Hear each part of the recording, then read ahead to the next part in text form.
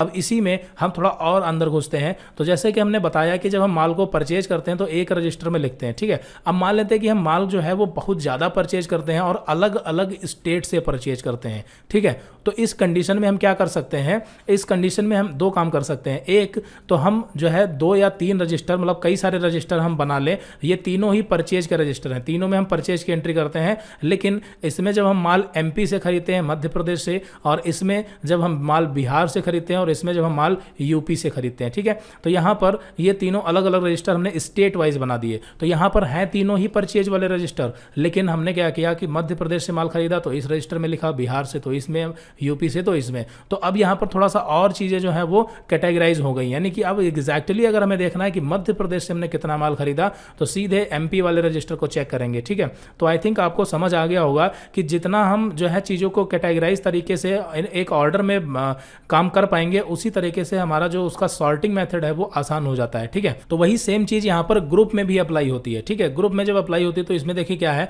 हमने जैसा कि बताया मेन 3 चीज़ें होती हैं। एक होता है आपका असेट्स, दूसरा होता है लायबिलिटीज, और तीसरा होता है नॉमिनल अकाउंट, ठीक है। तो जो हमारा डेबिट या क्रेडिट में अकाउंट आता है, ठीक है, ध्यान से समझना, जो डेबिट या क्रेडिट में हमारा अकाउंट आता है, तो जब हम उसका लेजर बनाते हैं तो लेजर बनाते टाइम हमें ग्रुप बताना होता है कि ये जो लेजर यानी जो खाता खोल रहे हो वो किससे रिलेटेड है। वो परचेज कर रहे हो, सेल कर रहे हो, या किसी को उधार दे रहे हो, या किसी से उधार ले रहे हो, संपत्ति है, लायबिलिटी है, क्या है, वो हमें ग्रुप के जरिए जो है वो बताना पड़ता है, ठीक है। तो अब जो भी हमारा लेजर होगा वो किस ग्रुप में, यानी वो किसके अंडर जाएगा, उसके लिए हमें ये 28 ग्रुप जो है इन्हें पढ़ना होगा, ठीक है। तो अभी यहाँ तक आपका क्लियर हो गया कि अगर हम 28 ग्रुप ये पढ़ लें तो हम अंडर निकाल सकते हैं कि नहीं निकाल सकते, ठीक है। यहाँ पर ये आपको अपने आप से क्वेश्चन करना है कि हम अंडर जो है 28 ग्रुप पढ़ने के बाद निकाल सकते हैं कि नहीं निकाल सकते, ठीक है। हालांकि ग्रुप के बारे में तो आगे हम डिटेल में बताएंगे। तो चलिए एक बार वापस चलते हैं थोड़ा सा। यहाँ पर हमने ग्रुप बता दिया, बाकी इनकी डेफिनेशन यहाँ से आगे जो है स्टार्ट है। देखिए एक एक करके सारे सभी ग्रुप को हमने डिफाइन किया है, ठीक है।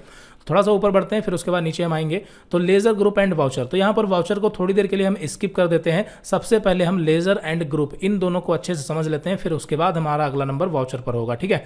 तो यहाँ पर कुछ एंट्री लेते हैं, ठीक है। ऊपर यहाँ पर जो एक्सरसाइज थी इसी को एग्जाम्पल के तौर पर ले लेते हैं, ऊपर बढ़ते हैं। तो यहाँ पर देखिए हमने यहाँ पर निकाला एक कंप्यूटर का और दूसरा कैश का, ठीक है। यहाँ पर डेबिट में कंप्यूटर हो जाएगा, ये हमें बताने की जरूरत नहीं है, आपको पता है, ठीक है। डेबिट में क्या हो गया, कंप्यूटर हो गया। क्रेडिट में क्या हो जाएगा, क्रेडिट में कैश हो जाएगा। अब आपको पता है कि कैश का लेजर पहले से बना होता है, तो इसका लेजर नहीं बनाना हमें, ठीक है। तो यहाँ पर हमें लेजर किसका बनाना है, कंप्यूटर का, क्योंकि ये पहली बार आया है। पता कैसे चला, तो अभी फिलहाल हम आपको बता रहे हैं, मान लेते हैं कि पहली बार आया, ठीक है। और बाकी तो हमने बता ही दिया है कि बिजनेस में जब हम खुद ही काम करते हैं, वर्क करते हैं, तो हमें पता रहता है, और फिर भी टैली जो है वो तो बता ही देता है कि ये डुप्लीकेट लेजर बनना है। तो फिलहाल यहाँ पर लेजर हमने कंप्यूटर का बनाया। अब ये अंडर किसके जाएगा, अंडर यानी कि यहाँ पर हमें ग्रुप देना है कि ये कंप्यूटर जो है ये किसके अंडर जाएगा, ठीक है।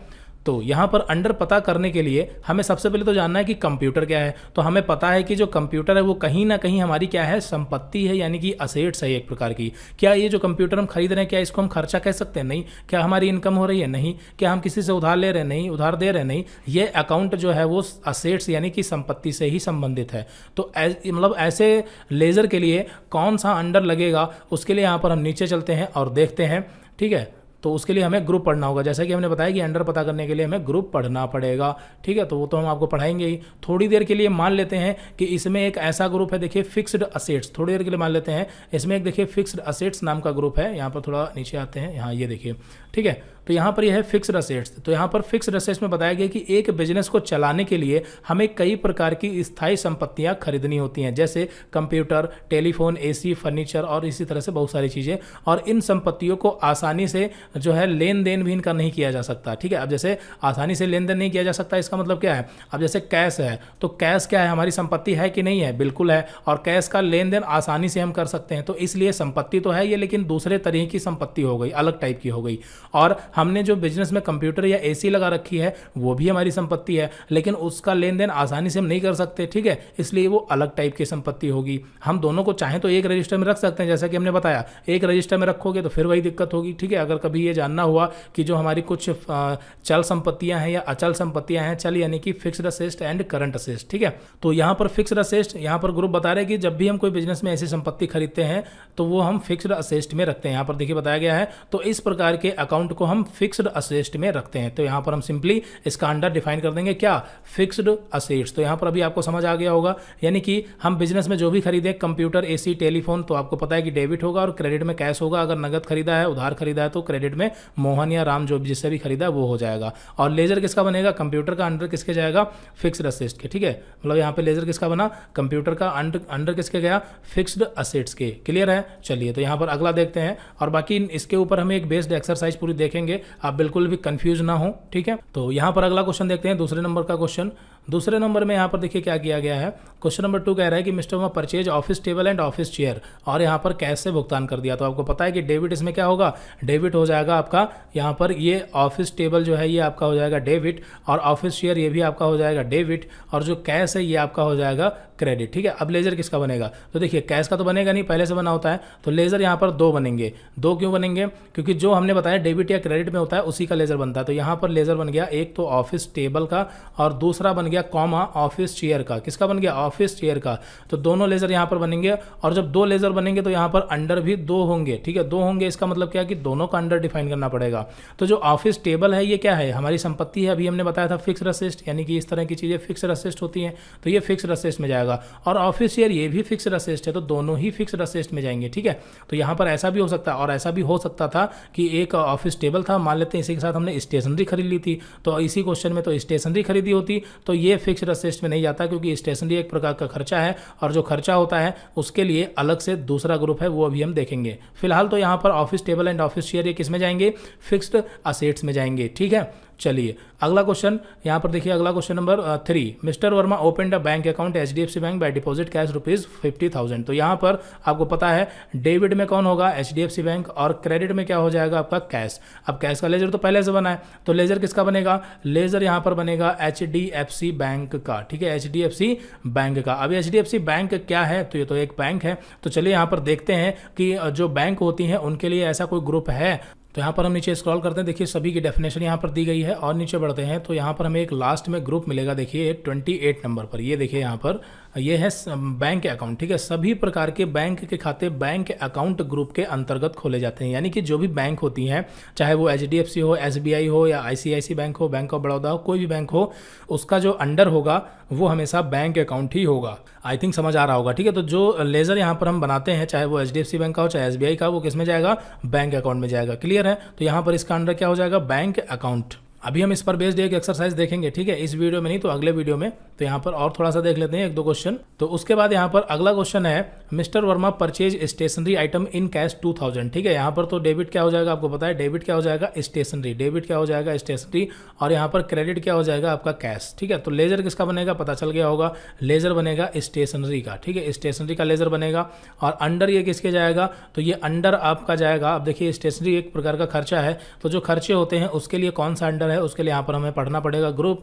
तो यहाँ पर हम नीचे बढ़ते हैं और हमें देखते हैं यहाँ पर कौन सा ग्रुप है इसके लिए। तो अभी देखिए यहाँ पर हम सीधे उसी ग्रुप पे जा रहे हैं, लेकिन जब हम एक एक करके सारे आपको पढ़ा देंगे तो समझ आ जाएगा। ठीक है, तो यहाँ पर देखिए इनडायरेक्ट एक्सपेंसेस नाम का एक ग्रुप है 15 नंबर पे। तो इसमें देखिए यहाँ पर बताया गया कि सभी प्रकार के अप्रत्यक्ष आयों के खाते, देखिए यहाँ पर मिस्टेक हो गई, यहाँ पर आय नहीं होगा, यहाँ पर व्यय होगा, व्यय। ठीक है, इसको हम सही कर देंगे। आप जो है एक बार फिर से जो है नोट्स जो है अपडेट कर लेना। तो यहाँ पर सभी प्रकार के जो अप्रत्यक्ष व्यय होते हैं, ठीक है, आय यहाँ पर हमने शायद ऊपर से कॉपी किया होगा इस वजह से। तो यहाँ पर क्या होगा आपका व्यय यानी कि खर्चे, व्यय यानी कि खर्चे। तो सभी प्रकार के अप्रत्यक्ष व्यय के खाते इनडायरेक्ट एक्सपेंसेस के अंतर्गत बनाए जाते हैं, यानी कि इनडायरेक्ट एक्सपेंसेस को हम तब यूज करते हैं जो हमारे इनडायरेक्ट खर्चे होते हैं। अब इनडायरेक्ट एक्सपेंसेस क्या होते हैं, एक होता है डायरेक्ट एक्सपेंसेस, आप ऊपर देख रहे हैं ना। तो हम डायरेक्ट एक्सपेंसेस और इनडायरेक्ट एक्सपेंसेस में एग्जैक्टली डिफरेंस क्या है वो हम अगली वीडियो में देखेंगे, जब हम ये सारे ग्रुप की डेफिनेशन एक एक करके पढ़ेंगे।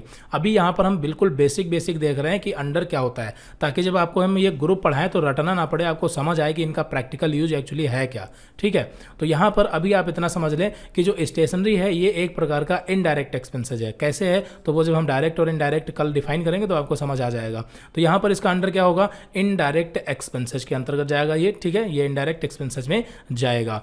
आगे बढ़ते हैं, देखते हैं, यहाँ एक क्वेश्चन और देख लेते हैं, फिर उसके बाद अगले वीडियो में कंटिन्यू करेंगे। अब देखिए यहाँ पर अगला क्वेश्चन है कि mister Verma purchase a mobile phone from Raj telecom, यानी कि यहाँ पर डेबिट क्या हो जाएगा आपका मोबाइल फ़ोन, क्योंकि ये फिक्स्ड असेस्ट है यानी कि स्थायी संपत्ति है। आपको पता है कि मोबाइल फ़ोन का लेजर बनेगा तो किस में जाएगा, फिक्स्ड असेस्ट में, स्थायी संपत्ति है। क्लियर है। अब दूसरा यहाँ पर ये राज टेलीकॉम जो है ये क्रेडिट हो जाएंगे, क्योंकि यहाँ पर हम उधार खरीद रहे हैं ऑन क्रेडिट। ठीक है, तो यहाँ पर राज टेलीकॉम जो है ये क्रेडिट होंगे। अब यहाँ पर राज टेलीकॉम का भी लेजर बनेगा। ठीक है, यहाँ पर राज टेलीकॉम का लेजर बनेगा। अब ये किसके अंडर जाएंगे ये हमें देखना है। तो राज टेलीकॉम अंडर किसके जाएंगे, एक बार ग्रुप पर हमें फिर से चलना पड़ेगा और देखते हैं कि जब हम किसी से उधार लेते हैं, यहाँ पर राज टेलीकॉम से हमने उधार लिया है ना, यही बात तो है, यानी कि हमने राज टेलीकॉम से उधार लिया है। तो जब हम किसी से उधार लेते हैं उसके लिए हमें कौन से ग्रुप में उसको रखना होता है, तो उसके लिए यहाँ पर हम पढ़ते हैं और हमें एक मिलेगा। देखिए आगे और नीचे स्क्रॉल करते हैं, सन्ड्री क्रेडिटर। यहाँ पर आप देख सकते हैं सन्ड्री क्रेडिटर।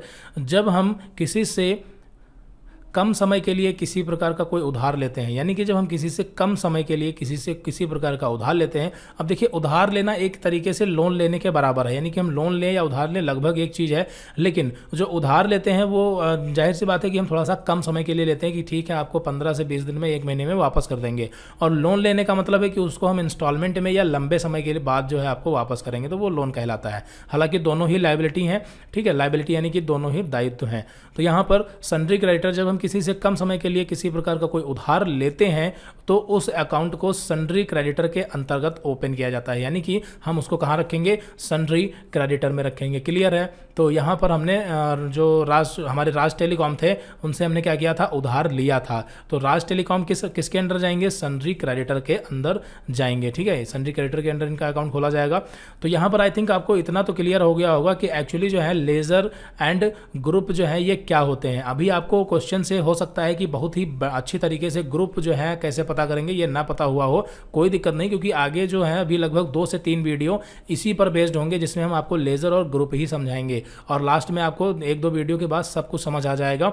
और आगे जो आने वाली प्रैक्टिकल एंट्री हैं, जो हम कैश स्टडी देखने वाले हैं, पूरी एक्सरसाइज जिसमें हम 12 मंथ की एंट्री सॉल्व करेंगे, तो वहाँ पर तो आपकी ये सारी चीज़ें क्लियर हो ही जानी है, क्योंकि पता नहीं कितनी बार ये सब चीज़ें रिपीट होंगी। ठीक है, यही मेन चीज़ है, क्योंकि जितनी प्रैक्टिस आप कर लेंगे उतना अच्छी तरीके से आप लेजर ग्रुप एंड वाउचर को समझ पाएंगे। हालांकि वाउचर तो अभी हमने नहीं पढ़ा है, आगे हम देखेंगे।